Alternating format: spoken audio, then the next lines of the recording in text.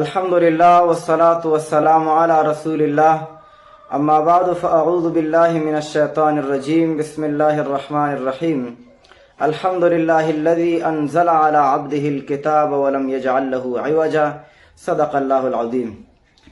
عزتمندو سورة کهف او د دجال د فتنې په باره کې زموږ استاد نن پنځم درس دی. د دې درسونو په سلسله کې موږ دا خبره شروع کړې وه چې کوم اسباب او عوامل دي چې انسان د فتنو نه غافله پاتې کیږي او فتنې په دې شخص باندې پټ پاتې کیږي. هغه کوم اسباب دي؟ یو درې سببونه مو مخکې ذکر کړي وو. څلورم سبب چې انسان د فتنو نه غافله پاتې کیږي، په فتنو نه پوهیږي، فتنې نه پیژني. د کوم انسان ذهن او فکر چې مادي او سیاسي جوړ شي، معنا دا ده چې هر خبره، هر حادثه، واقعه دې ته د سیاسي رنګ ورکوي او مادي رنګ ورکوي. او د چې میډیا نه کومه خبره واوري په هغه باندې دومره یقین وکړي لکه څنګه چې سړی د الله په خبرو، د رسول الله صلی الله علیه وسلم په خبرو باندې یقین کوي.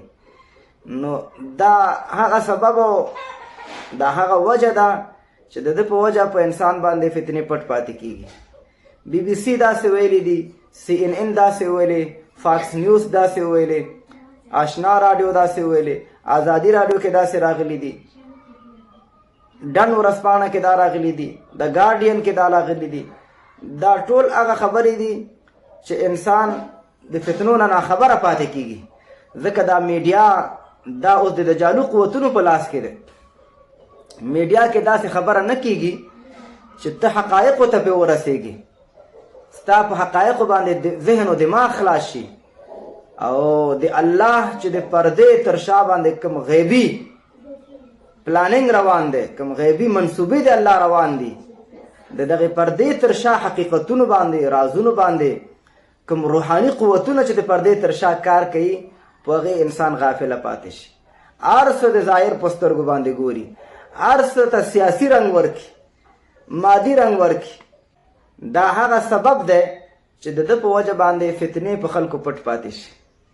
تر دې چې په دغه مرض باندې علما، د مدرسې خلک دا هم په داسې مرض باندې اخته کېږي چې هغوی ټول توجه په میډیا باندې، په بی بی سی باندې، په سی ان ان باندې، په راډیوګانو باندې، په مجلو باندې، ټول توجه په دې باندې همدا اوري، په همدې زړه ته تسلي ورکوي، همدا یې عمل جوړ شي. لکه نسوار چې بی بی سی وانوري، نورې راډیوګانې وانوري، تلویزیون ونه ګوري، د ده زړه کې قرار نه راځي. نو دا مادي سیاسي فکر جوړېدل هم یو سبب دی چې انسان د فتنو نه غافله پاتې کیږي. بلکې مؤمن او مسلمان به د رسول الله صلی الله علیه وسلم احادیث ته رجوع کوي، قرآن کریم ته به رجوع کوي چې قرآن کریم ما ته څه رهنمایي کوي. د آخر زمانې د فتنو په باره کې ما ته محمد رسول الله صلی الله علیه وسلم څه رهنمایي کړی دی. کتاب الفتن پروت دی، د قیامت علامې، فتنې، دا خو ټول نبي علیه السلام موږ تاسو له ذکر کړي دي. موږ دې ته رجوع ولې نه کوو؟